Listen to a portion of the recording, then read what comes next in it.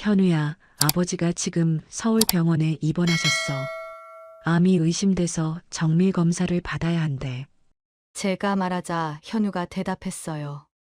엄마, 우선 알겠어요. 근데 지금 바빠요. 나중에 연락드릴게요. 그리고 전화를 끊어버렸습니다. 저는 어이가 없었어요.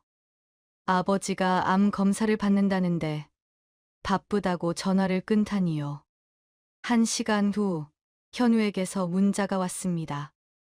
엄마, 지금 장모님 댁에 와 있어요. 나중에 연락드릴게요. 지금 아버지가 병원에 입원했는데 장모님 댁에 가 있다고요. 저는 핸드폰을 꼭 쥐었습니다. 저녁 무렵 현우에게서 또 문자가 왔어요. 내용을 보고 저는 충격을 받았습니다. 엄마, 병원비 내실 돈은 있으세요? 저 돈 없으니까 저한테 병원비 달라고 할 생각하지 마시고 당분간 연락하지 마세요. 저는 문자를 읽고 또 읽었어요. 믿을 수가 없었습니다. 아버지가 암이 의심된다는데 병원비 걱정만 하다니요. 이 모든 일이 어떻게 시작되었는지 그 이야기를 처음부터 들려드릴게요. 안녕하세요. 저는 올해 67살 박미자입니다. 시골에서 평생 농사를 지으며 살아왔어요. 남편은 72살인데 요즘 몸이 많이 안 좋아졌습니다. 예전에는 저보다 더 부지런하게 밭일을 하던 사람이었는데 지금은 조금만 일해도 숨이 차고 기운이 없더라고요. 그래서 요즘은 동네 병원을 자주 다니고 있어요. 의사 선생님이 나이 들면 그럴 수 있다고 약 먹으면서 천천히 지내라고 하셨죠. 저는 걱정이 됐지만 남편은 괜찮다고 웃으며 넘기곤 했습니다. 저희 부부는 평생 농사를 지으며 검소하게 살았어요. 화려한 삶과는 거리가 멀었죠. 아침 일찍 일어나서 밭에 나가고 저녁 되면 집에 돌아와서 간단히 저녁 먹고 자는 게 일상이었습니다. 그렇게 평생을 살면서 조금씩 돈을 모았어요. 모아놓은 돈이 5억 정도 됩니다. 많은 돈은 아니지만 우리 부부가 노후를 편하게 보낼 수 있는 정도는 돼요. 하지만 아들 현우는 저희가 얼마나 모아뒀는지 몰라요. 그냥 막연하게 시골에서 농사만 지으니까 돈이 별로 없을 거라고 생각하는 것 같았습니다. 현우는 서울에서 직장 다니며 살고 있어요. 저는 아들이 그립고 보고 싶어서 자주 전화를 걸었죠. 하지만 현우는 항상 바쁘다며 짧게 통화하고 끊었습니다. 엄마, 지금 회의 들어가야 해서요. 나중에 전화할게요. 그렇게 말하고 전화를 끊곤 했어요. 나중에 전화한다던 현우는 거의 연락을 하지 않았습니다. 제가 다시 전화해야 겨우 통화할 수 있었죠. 그래도 저는 이해하려고 노력했어요. 서울에서 직장 생활하는 게 쉽지 않을 거예요. 바쁘겠죠. 그래서 섭섭한 마음을 꾹꾹 눌러 담았습니다. 어느 날 저녁, 남편과 함께 저녁을 먹고 있었어요. 간단히 된장찌개에 밥을 먹으면서 텔레비전을 봤죠. 남편이 갑자기 기침을 심하게 하더니 얼굴을 찌푸렸습니다. 여보, 괜찮아? 제가 물으니 남편이 손을 저으며 대답했어요. 괜찮아. 그냥 목이 좀 간질간질해서. 하지만 얼굴색이 좋지 않았습니다. 저는 걱정이 됐지만 남편이 괜찮다고 하니 더 이상 묻지 않았어요. 그날 밤 잠자리에 누워서도 계속 남편 생각이 났습니다. 요즘 부쩍 기운이 없어 보이고 밥도 예전만큼 잘 안 먹더라고요. 체중도 많이 빠진 것 같았어요. 다음 날 아침 저는 남편한테 병원에 가자고 말했습니다. 여보, 우리 오늘은 병원 가자. 요즘 너무 안 좋아 보여. 남편이 괜찮다고 했지만 저는 고집을 부렸어요. 안 돼. 꼭 가야 해. 나 걱정돼서 못 살겠어. 결국 남편이 고개를 끄덕였습니다. 저희는 동네 병원으로 갔어요.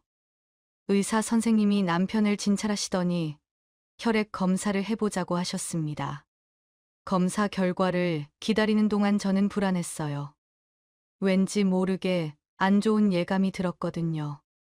남편도 조용히 앉아서 창밖만 바라봤습니다. 검사 결과가 나왔어요. 의사 선생님이 심각한 표정으로 말씀하셨습니다. 혈액 수치가 좋지 않습니다. 큰 병원에서 정밀 검사를 받아보시는 게 좋겠어요. 저는 가슴이 철렁 내려앉았습니다. 큰 병원이라니요. 정밀 검사라니요. 무슨 큰 병이 있는 걸까요? 집으로 돌아오는 길, 저는 남편 손을 꼭 잡았어요. 남편도 제 손을 꼭 잡아줬습니다. 말은 하지 않았지만 서로의 마음을 알 수 있었죠. 그날 저녁, 저는 현우에게 전화를 걸었습니다. 아버지 몸이 안 좋다고 말하고 싶었어요. 하지만 현우는 전화를 받지 않았습니다. 문자만 하나 왔어요. 엄마, 지금 바빠요. 나중에 전화할게요. 저는 한숨을 쉬며 핸드폰을 내려놨습니다. 나중에 전화한다는 말은 거짓말이라는 걸 알았거든요. 저는 남편 옆에 앉아서 손을 잡았어요. 우리 둘이 힘내자. 괜찮을 거야. 남편이 고개를 끄덕이며 웃었습니다. 하지만 그 웃음이 왠지 슬퍼 보였어요. 저는 눈물이 날 것 같았지만 참았습니다. 남편 앞에서 울면 안 될 것 같았거든요. 그날 밤 저는 잠을 이루지 못했어요. 남편 건강 걱정에 아들 생각까지 더해지니 마음이 무겁고 답답했습니다. 창밖을 보니 달이 밝게 떠 있었어요. 저는 그 달을 보며 기도했습니다. 남편이 건강했으면 좋겠다고, 아들이 좀 더 자주 연락했으면 좋겠다고요. 며칠 후 현우에게서 전화가 왔습니다. 오랜만에 아들이 먼저 전화를 걸어온 거예요. 저는 반가운 마음에 얼른 전화를 받았습니다. 현우야, 어떻게 지내니? 현우의 목소리가 들렸어요. 평소보다 밝고 들뜬 목소리였습니다. 엄마, 저 결혼해요. 다음 달에 결혼식 할 거예요. 저는 깜짝 놀랐어요. 결혼이라니요. 아들이 여자친구 있다는 말은 들었지만 이렇게 갑자기 결혼한다니 놀라웠습니다. 정말 축하한다. 아들, 결혼할 사람은 어떤 사람이야? 저는 기쁜 마음으로 물었어요. 현우가 대답했습니다. 정말 좋은 사람이에요. 그리고 엄마, 장모님이 저희 결혼 선물로 집을 사주신대요. 서울의 아파트로요. 목소리가 신이 나 있었어요. 저는 축하한다고 말했지만 마음 한편이 씁쓸했습니다. 장모님은 집을 사주는데 아무것도 못 해주는 저랑 비교가 됐거든요. 그래, 정말 잘 됐다. 축하해. 저는 진심으로 축하했어요. 하지만 현우의 다음 말에 마음이 무너졌습니다. 엄마, 근데 엄마는 돈 없으시잖아요. 아무것도 안 해주셔도 돼요. 그냥 결혼식만 참석하세요. 돈이 없으니까 아무것도 하지 말라고요. 저는 할 말을 잃었습니다. 아들이 저를 이렇게 생각하고 있었다니요. 현우야, 엄마도. 제가 말하려는데 현우가 끊었어요. 엄마, 괜찮아요. 저 바빠서 끊을게요. 결혼식 날짜는 문자로 보낼게요. 그리고 전화가 끊겼습니다. 저는 핸드폰을 들고 멍하니 앉아 있었어요. 가슴이 먹먹했습니다. 남편이 옆에서 물었어요. 무슨 일이야? 현우한테 전화 왔어? 저는 고개를 끄덕이며 대답했습니다. 응. 현우가 결혼한대. 다음 달에. 남편이 놀라며 물었어요. 정말. 그럼 축하해줘야지. 근데 상견례도 없이 바로 결혼하는 거야. 우리가 뭐 준비해야 하는 거 아냐? 저는 쓴웃음을 지으며 말했습니다. 현우가 우리는 돈 없으니까 아무것도 안 해도 된대. 그냥 결혼식만 오라고 했어. 남편의 얼굴이 굳어졌어요. 한참을 말없이 앉아 있더니 한숨을 쉬었습니다. 그래도 우리 아들 결혼식인데 뭐라도 해줘야지. 저도 그렇게 생각했어요. 돈이 없는 것도 아닌데 왜 아들이 저렇게 말했는지 서운했지만 그래도 결혼 축하는 해줘야 했습니다. 결혼식 날이 다가왔어요. 저와 남편은 깨끗한 옷을 입고 서울로 향했습니다. 손에는 축의금 봉투를 들고 있었어요. 많은 돈은 아니지만 우리가 정성껏 준비한 마음이었습니다. 결혼식장에 도착하니 화려했어요. 고급스러운 호텔 웨딩홀이었죠. 저는 주눅이 들었습니다. 시골에서 온 저희 부부는 너무 초라해 보였거든요. 식장 입구에서 현우와 며느리 현지를 만났어요. 현우가 인사했습니다. 엄마, 아빠, 오셨어요?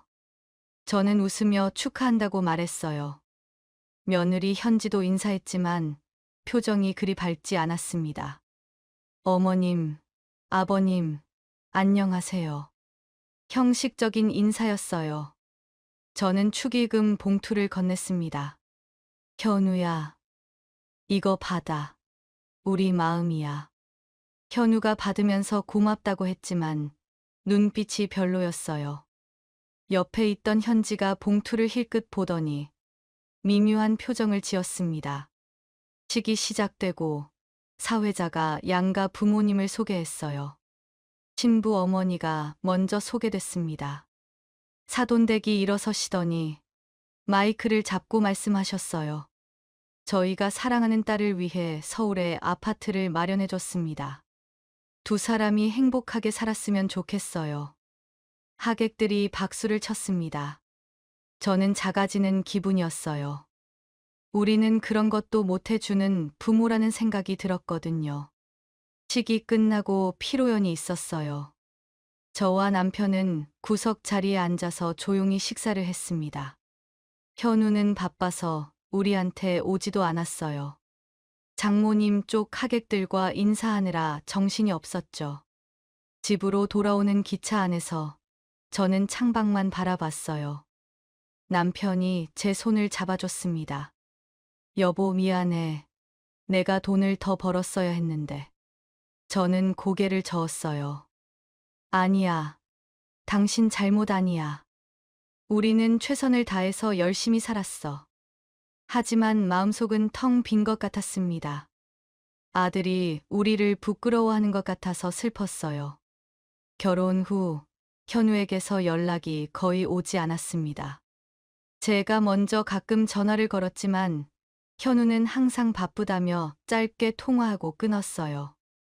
며느리 현지와는 통화도 해본 적이 없었습니다. 시간이 흘러 설날이 다가왔어요.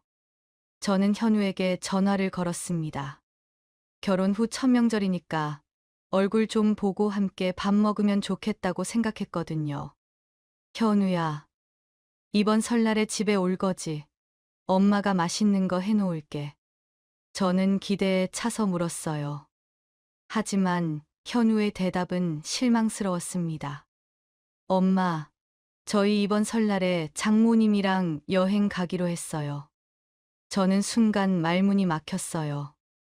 설날에 여행이라니요. 여행, 설날인데? 제가 다시 묻자 현우가 대답했습니다. 네, 장모님이 저희 집 사주셔서요. 저희가 감사의 의미로 일본 온천 여행 준비했어요. 짧게 다녀올 거예요. 목소리에 미안함은 전혀 없었어요. 오히려 당연하다는 듯이 말했습니다.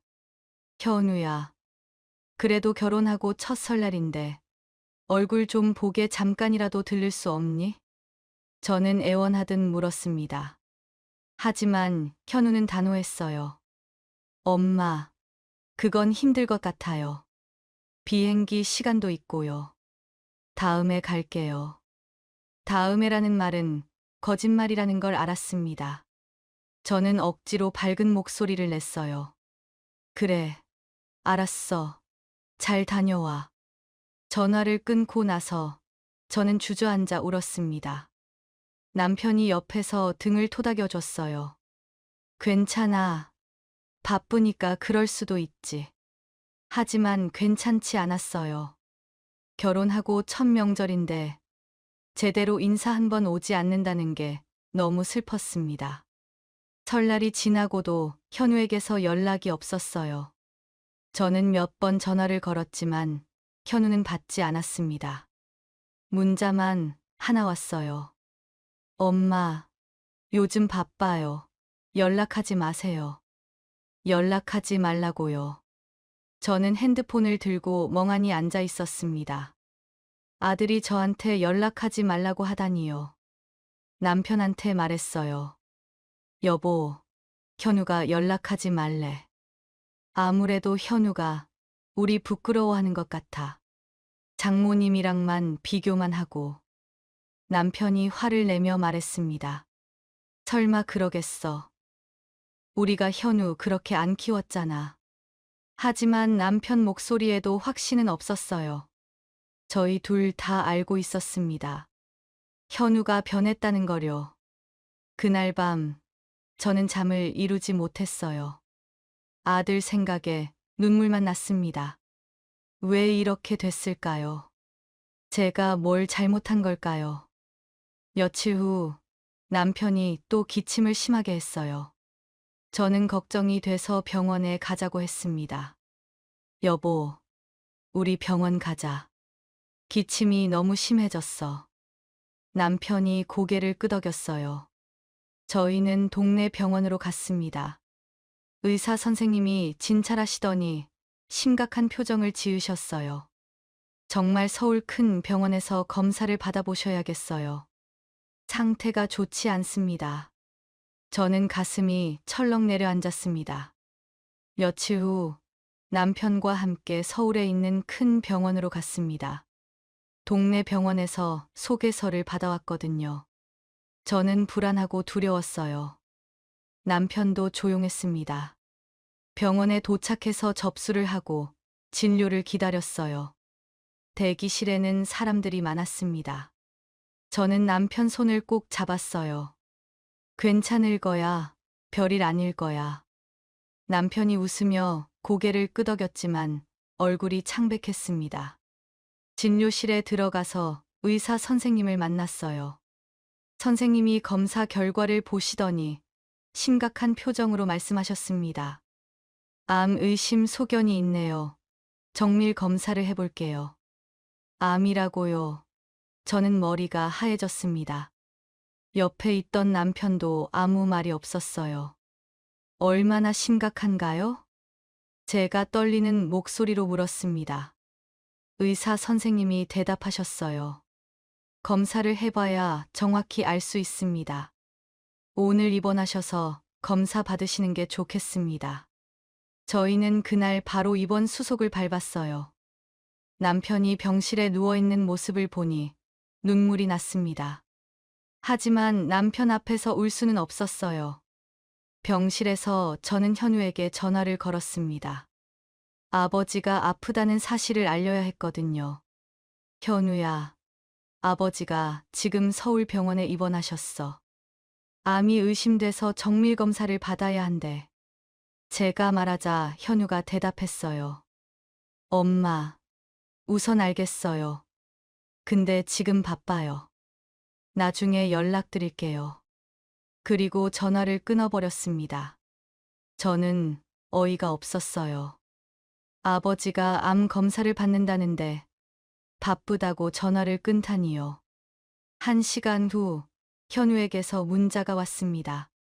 엄마, 지금 장모님 댁에 와 있어요. 나중에 연락드릴게요. 장모님 댁이라고요. 아버지가 병원에 입원했는데 장모님 댁에 가 있다고요. 저는 핸드폰을 꼭 쥐었습니다. 저녁 무렵 현우에게서 또 문자가 왔어요. 내용을 보고 저는 충격을 받았습니다. 엄마, 병원비 내실 돈은 있으세요? 저 돈 없으니까 저한테 병원비 달라고 할 생각 하지 마시고 당분간 연락하지 마세요. 저는 문자를 읽고 또 읽었어요. 믿을 수가 없었습니다.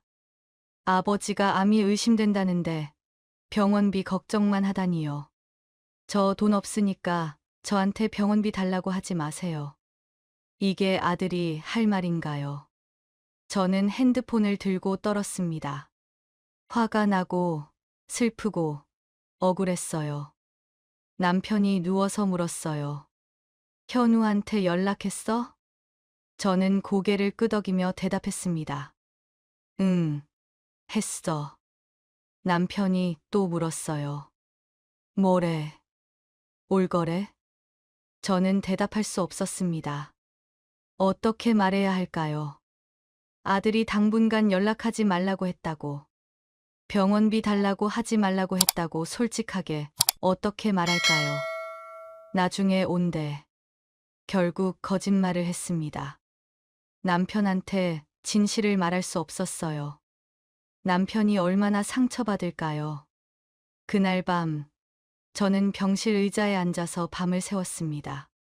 남편은 잠들었지만 저는 잠이 오지 않았어요. 현우가 보낸 문자가 계속 머릿속을 맴돌았습니다. 정말 제가 키운 아들이 맞나요? 어릴 때는 그렇게 착하고 효자였는데 왜 이렇게 변했을까요? 다음 날 남편이 검사를 받았습니다. 저는 대기실에서 기다렸어요. 창밖을 보니 비가 내리고 있었습니다. 마음까지 축축하게 젖는 것 같았어요. 검사가 끝나고 의사 선생님이 결과를 설명해 주셨습니다. 갑상선 암 초기입니다. 치료하면 충분히 나을 수 있어요. 저는 고개를 끄덕였어요. 선생님, 치료비는 걱정 마시고 치료 잘 부탁드려요. 평생 모은 5억이 있으니까 남편 치료비로 쓸 수 있었어요. 의사 선생님이 놀란 표정으로 저를 봤지만 저는 신경 쓰지 않았습니다. 남편 목숨이 돈보다 중요했거든요. 병실로 돌아와서 남편한테 말했어요. 여보, 갑상선 암 초기래. 치료하면 나을 수 있대. 남편이 안도하는 표정을 지었습니다. 근데 치료비는 어떻게 해? 암이면 치료비 비싼 거 아니야? 남편이 걱정스럽게 물었어요. 저는 웃으며 대답했습니다. 우리 돈 있잖아. 걱정 마. 남편이 고개를 끄덕였습니다. 하지만 곧 슬픈 표정을 지었어요. 현우는 아직도 연락 없어? 저는 거짓말을 했습니다. 바빠서 못 온대. 나중에 시간 되면 온대. 남편이 한숨을 쉬었습니다. 저는 남편 손을 잡아줬어요. 남편이 입원한 지 일주일이 지났습니다. 현우에게서는 단 한 통의 전화도 문자도 오지 않았어요. 저는 더 이상 연락하지 않았습니다. 연락하지 말라고 했으니까요. 병실에서 남편과 함께 있으면서 저는 많은 생각을 했어요. 저희가 평생 아들을 위해 살았는데 이게 뭔가 싶었습니다. 아들은 아버지가 아프다는데도 걱정 한 번 하지 않았어요. 어느 날 저녁 남편이 조용히 말했습니다. 미자야, 우리 이제 아들 생각 그만하자. 저는 남편을 봤어요. 남편이 계속 말했습니다. 우리 평생 아들 위해 살았잖아. 근데 아들은 우리 안 찾아. 이제 우리 인생 살자. 저는 눈물이 났습니다. 남편 말이 맞았어요. 여보, 나도 그렇게 생각해. 나는 이제 아들 없는 사람이야. 제가 울면서 말하니까 남편이 제 손을 잡아줬어요. 여보, 이제 우리끼리 행복하게 살자. 살 수 있을 때까지 우리 둘이 행복하게 살자고. 저는 남편을 안았어요. 그리고 결심했습니다. 이제 아들한테 매달리지 않겠다고요. 남편이 퇴원한 후 저희는 시골 집으로 돌아왔습니다. 집이 오래돼서 낡고 불편했어요. 저는 남편한테 말했습니다. 여보, 우리 집 새로 짓자. 집도 오래됐는데 새로 지어서 편하게 살자. 남편이 잠시 생각하더니 고개를 끄덕였어요. 그래, 그러자. 우리 편하게 살자. 저희는 집을 새로 짓기 시작했습니다. 낡은 집을 허물고 깨끗하고 따뜻한 집으로 다시 지었어요. 돈이 꽤 들었지만 후회하지 않았습니다. 공사가 진행되는 동안 저는 마음이 한결 가벼워졌어요. 아들 생각을 하지 않으니 오히려 편했습니다. 남편도 얼굴이 밝아졌어요. 미자야, 우리 집 정말 예쁘게 지어지네. 남편이 웃으며 말했습니다. 저도 웃었어요. 몇 달 후 집이 완성됐습니다. 깨끗하고 따뜻한 집이었어요. 저는 새 집에서 남편과 함께 편안한 시간을 보냈습니다. 현우에게서는 여전히 연락이 없었어요. 저도 연락하지 않았습니다. 남편이 건강도 많이 좋아졌습니다. 병원에서 꾸준히 치료를 받으면서 상태가 호전됐거든요. 의사 선생님도 잘 회복되고 있다고 칭찬하셨어요. 어느 날 저녁, 남편과 함께 새 집 마당에 앉아 있었습니다. 해가 지는 모습이 아름다웠어요. 저는 마음이 평온해졌습니다. 아들 걱정 없이 우리 둘만 생각하며 사니까 훨씬 행복했어요. 그렇게 1년이 흘렀습니다. 어느 토요일 오후, 저는 마당에서 빨래를 널고 있었습니다. 남편은 방에서 낮잠을 자고 있었어요. 유난히 날씨가 화창하고 좋았죠. 그때 집 앞에서 차 소리가 들렸습니다. 누가 왔나 싶어서 고개를 들어보니 고급 승용차 한 대가 마당으로 들어오고 있었어요. 차가 멈추고 문이 열렸습니다. 현우와 며느리 현지가 내렸어요. 저는 깜짝 놀랐습니다. 1년 만에 처음 보는 아들이었거든요. 현우야? 제가 놀라서 물으니까 현우가 다가왔어요. 차는 고급차였지만 현우와 현지의 옷차림이 이상했습니다. 후줄근하고 목이 다 늘어난 구겨진 옷을 입고 있었어요. 엄마. 현우가 저를 보며 말했습니다. 얼굴이 많이 수척해 보였어요. 무슨 일이야? 왜 갑자기 연락도 없이 온 거야? 제가 묻는 말을 제대로 듣지 않고 오자마자 현우가 집을 둘러봤습니다. 엄마, 집 새로 지으셨네요? 돈이 있으셨나 봐요. 말투가 이상했어요. 뭔가 따지는 것 같았습니다. 현우가 남편을 보더니 바로 본론을 꺼냈습니다. 아버지, 어머니, 돈 모아놓은 거 얼마 있으세요? 저희 돈 좀 빌려주세요. 저는 어이가 없었어요. 1년 만에 찾아와서 하는 말이 돈 빌려달라는 거였습니다. 집 새로 지었으면 돈 있는 거 아니에요. 좀 빌려주세요. 현우가 다급하게 말했습니다. 옆에 있던 현지도 고개를 끄덕였어요. 저는 화가 났습니다. 현우야, 너 지금 1년 만에 찾아와서 하는 말이 그거니? 돈 빌려달라고? 목소리가 떨렸어요. 현우가 당황하며 말했습니다. 엄마, 저희 진짜 급해요. 사정이 있어요. 저는 팔짱을 끼고 물었습니다. 무슨 사정인데? 현우와 현지가 서로 눈빛을 주고받더니 현지가 갑자기 울먹이기 시작했어요. 어머님, 저희 집이 경매로 넘어갈 것 같아요. 경매라고요? 저는 놀랐지만 표정 관리를 했습니다. 그게 무슨 소리야? 현우가 설명하기 시작했어요. 장모님이 사업을 하신다고 저희 집을 담보로 대출을 받으셨어요. 근데 그 사업이 1년 만에 망했어요. 결국 담보로 잡힌 저희 집이 은행으로 넘어갔고요. 현지가 울면서 말했습니다. 이번 달까지 3억을 은행에 상환 안 하면 저희 집이 경매로 넘어가요. 어머니, 아버지, 제발 도와주세요.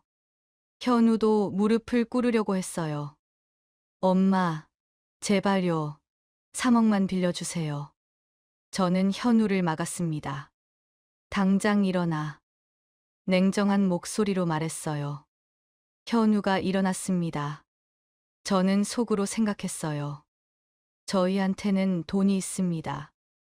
5억 중에서 집 짓는 데 쓰고 남편 치료비 쓰고 아직 4억 정도 남아 있었어요. 근데 3억을 빌려주면 저희 노후 자금이 없어집니다. 하지만 그것보다 저는 현우한테 돈을 빌려주고 싶지 않았어요. 남편이 아플 때 병원비 걱정하지 말라고 했던 아들이잖아요. 돈 없다고 무시했던 아들이잖아요. 저는 현우를 똑바로 쳐다봤습니다. 현우야, 엄마 돈 없어. 단호하게 말했어요. 현우가 놀라며 말했습니다. 엄마, 돈 있으시잖아요. 그럼 집 어떻게 지으셨는데요? 저는 고개를 저었습니다. 집 짓는데 다 썼어. 그리고 아버지 치료비로도 많이 들어갔어. 현우가 당황했어요. 그럼 대출이라도 받아주세요. 어머니, 앞으로 대출 받아주시면 안 돼요? 저는 믿을 수 없었습니다. 제 앞으로 대출을 받아서 달라고요. 이자는 저희가 매달 갚아드릴게요. 제발 대출 받아주세요. 현지도 울면서 애원했어요. 어머님, 제발요. 저희 집 없으면 어떻게 살아요? 저는 화가 났습니다. 너희는 아버지 아플 때 어떻게 했는데? 병원비 걱정하지 말라며? 연락하지 말라며? 목소리가 높아졌어요. 현우가 고개를 숙였습니다. 엄마, 그때는 제가 잘못했어요. 미안해요. 저는 코웃음을 쳤습니다. 미안하다고. 지금 급하니까 미안하다고 대충 말하는 거지? 옆에서 조용히 듣고 있던 남편이 갑자기 일어났습니다. 얼굴이 벌겋게 달아올라 있었어요. 너희 지금 그게 엄마한테 할 소리냐? 남편이 소리쳤습니다. 저는 남편이 이렇게 화내는 모습은 처음이었어요. 아버지. 현우가 떨리는 목소리로 말했지만 남편은 듣지 않았어요. 당장 이 집에서 나가. 그리고 앞으로 연락하지 마. 남편이 현우와 현지를 향해 손을 휘저었습니다. 아버지, 제발요. 저희 정말 갈 곳이 없어요. 현지가 울며 애원했지만 남편은 단호했어요. 우리는 아들 없다고 생각한 지 한참 됐다. 당장 나가. 남편이 현우의 팔을 잡고 대문 쪽으로 밀었습니다. 아버지, 엄마. 현우가 소리쳤지만 남편은 멈추지 않았어요. 대문까지 밀고 가서 현우와 현지를 밖으로 내보냈습니다. 다시는 찾아오지 마. 우리한테는 아들 없으니까. 남편이 단호하게 말하고 대문을 닫았습니다. 쾅 하는 소리가 크게 울렸어요. 대문 밖에서 현우와 현지가 문을 두드렸습니다. 아버지, 엄마, 문 열어주세요. 하지만 저희는 대답하지 않았어요. 저는 남편 옆에 서서 대문을 바라봤습니다. 제발요. 저희 정말 갈 곳이 없어요. 현지의 울음소리가 들렸지만 저는 마음이 흔들리지 않았습니다. 1시간쯤 지났을까요? 현우와 현지가 포기하고 차를 타고 떠났어요. 차 소리가 멀어지는 걸 듣고 저는 한숨을 쉬었습니다. 남편이 제 손을 잡아줬어요. 여보, 잘한 거야. 우리 잘한 거야. 저는 고개를 끄덕였습니다. 가슴이 아팠지만 후회하지 않았어요. 다음 날 현우와 현지가 또 왔습니다. 아침 일찍부터 대문을 두드렸어요.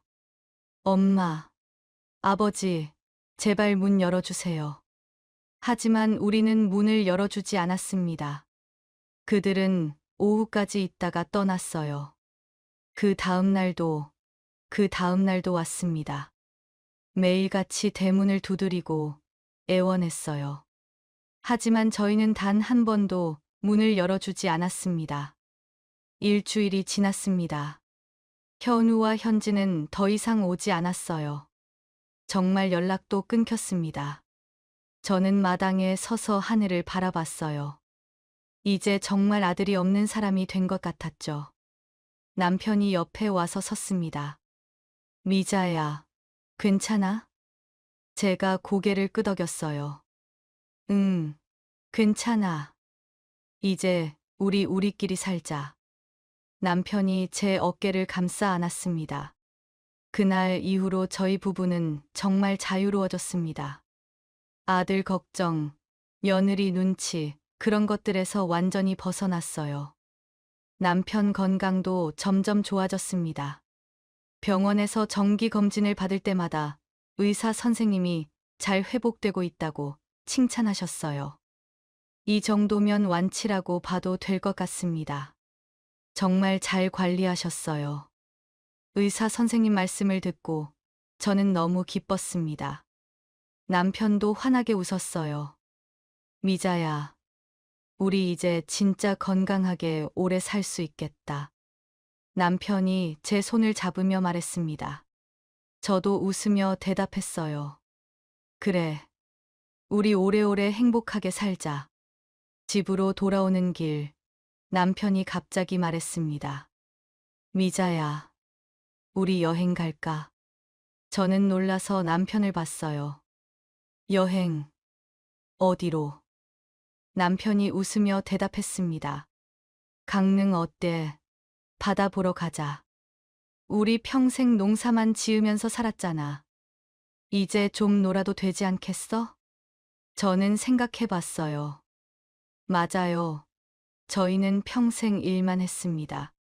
여유롭게 여행 한 번 가본 적이 없었어요. 좋아. 강릉 가자. 저는 환하게 웃으며 대답했습니다. 남편도 기뻐했어요. 일주일 후, 저희는 강릉으로 떠났습니다. 기차를 타고 가는데 설레었어요. 남편도 계속 웃고 있었습니다. 미자야, 바다 본지 얼마나 됐지? 남편이 물었어요. 저는 생각해 봤습니다. 글쎄, 한 30년. 아니, 그 이상 된 것 같아. 정말 오랜만이었습니다. 젊었을 때 신혼여행으로 바다를 본 게 마지막이었던 것 같아요. 강릉에 도착해서 저희는 바다로 갔습니다. 파도 소리가 들렸어요. 바람이 시원했습니다. 와, 정말 아름답다. 제가 감탄하니까 남편도 고개를 끄덕였어요. 그러게, 이렇게 예뻤구나. 저희는 해변을 걸었습니다. 손을 꼭 잡고 천천히 걸었어요. 파도가 발밑으로 밀려왔다 갔다 했습니다. 미자야, 행복해? 남편이 물었어요. 저는 웃으며 대답했습니다. 응, 정말 행복해. 진심이었어요. 정말 행복했습니다.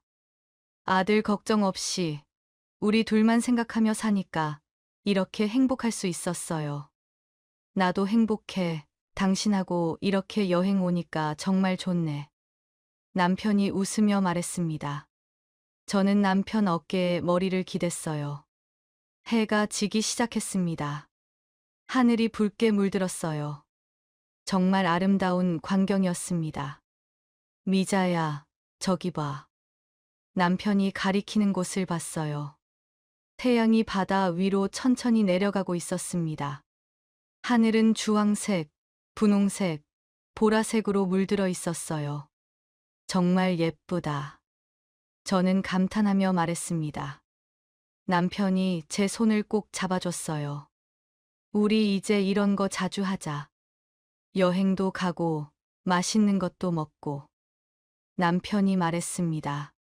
저는 고개를 끄덕였어요. 그래.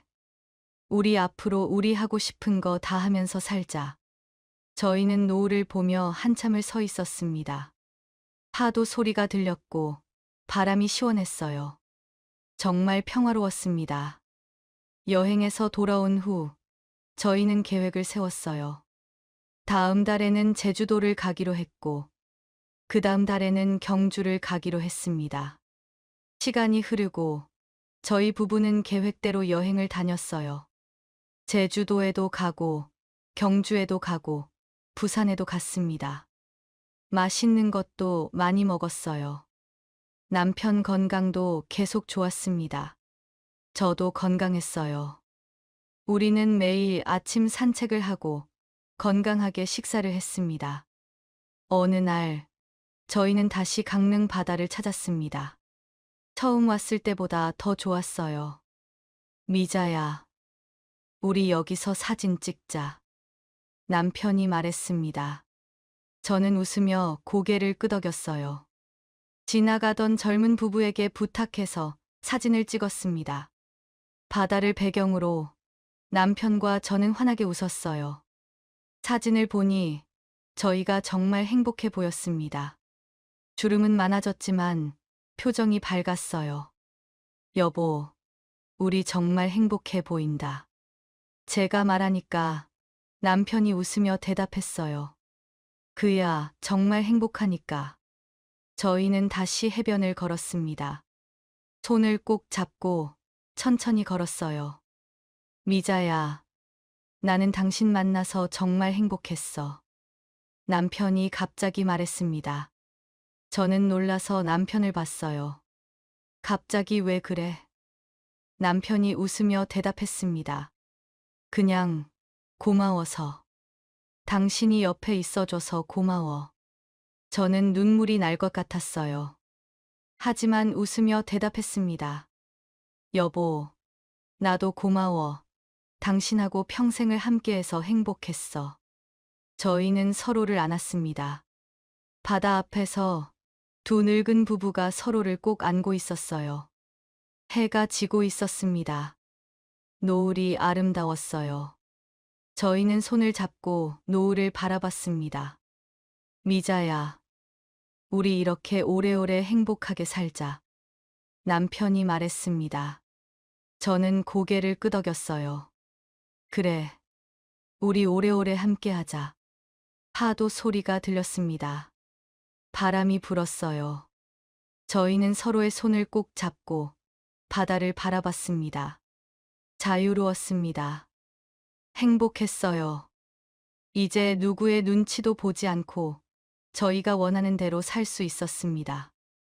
아들은 우리를 돈으로만 생각하고 필요 없을 때는 버리지만 저희에게는 서로가 있었어요. 그것만으로도 충분했습니다. 노을이 아름답게 지고 있었습니다. 우리는 그 노을을 보며 미소 지었어요. 앞으로도 우리는 이렇게 행복하게 살 거예요. 자유롭게, 당당하게, 우리만의 방식으로요. 지금까지 이야기 들어주셔서 감사합니다. 구독과 좋아요 부탁드려요. 여러분의 작은 관심 하나하나가 제게 큰 힘이 됩니다.